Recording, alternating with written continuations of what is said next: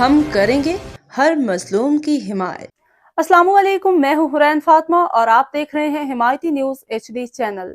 नजर डालते हैं आज की अहम खबरों पर।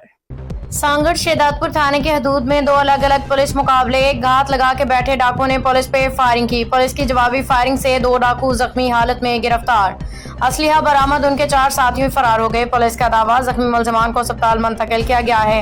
डाकुओं को देखने के लिए अस्पताल में शहरियों का हजूम जमा हो गया है। SHO शबीर दलवानी गिरफ्तार मुलजमान की शनाख्त कासिम रिंद अयाज सांद के नाम से हुई है।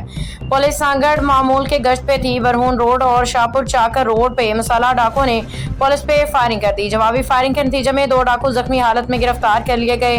गिरफ्तार मुलजमान डकैती, राजधानी और गाड़ियां छीनने के मुतअद्दिद मुकदमात में मतलूब थे।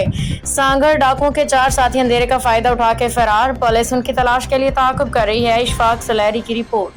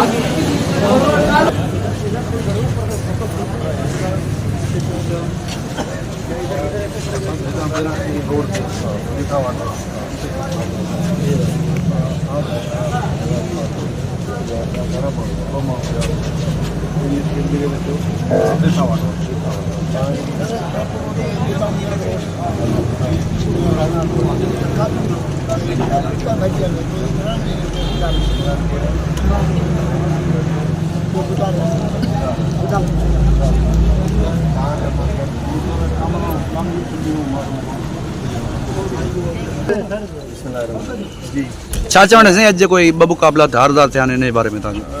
पहिरियों मुक़ाबिलो गोदाम रोड ते थियो आहे।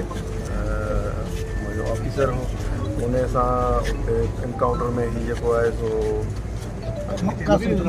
मोहम्मद कासिम रिंद आहे ऐं उन सां इनकाउंटर थियो आहे। इहो मोहम्मद कासिम रिंद 8 तारीख़ ते हैदर अली चांडियो खां पंहिंजो झंडूले पिकेट खां अॻियां बाइक खोसी।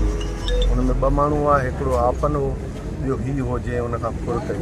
आपन खां मोबाइल फ़ोन बि रिकवर थियो, मोटरसाइकिल बि रिकवर थी। ही घुरबल हुन केस में वरी पंहिंजो 12 तारीख़ पंहिंजो फुर्ती तालुकी हद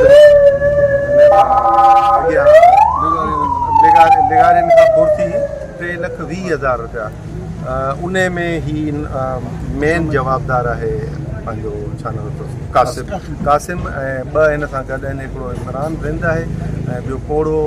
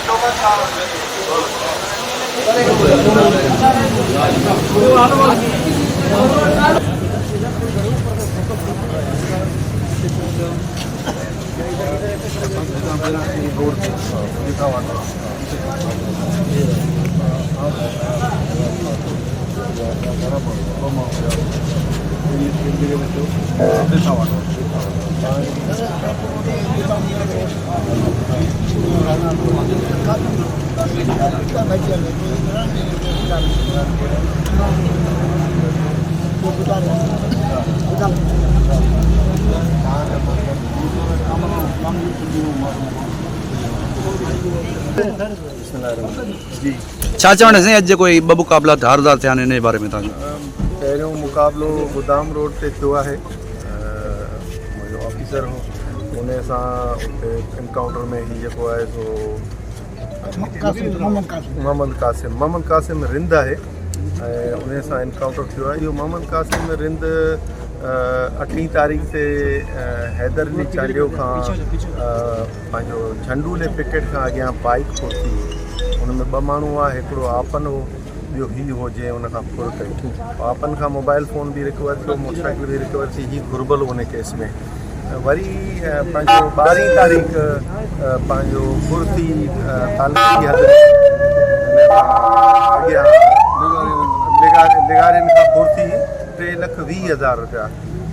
उन में ही मेन जवाबदार आहे पंहिंजो छा नालो अथसि कासिम ऐं 2 हिन सां गॾु आहिनि, हिकिड़ो इमरान रिंद आहे ऐं ॿियो कोड़ो ख़ुदा बख़्श गुज़ारो आहे जेको आहे सो उहे 3 हुया जिन हिते फुर कई 12 तारीख़।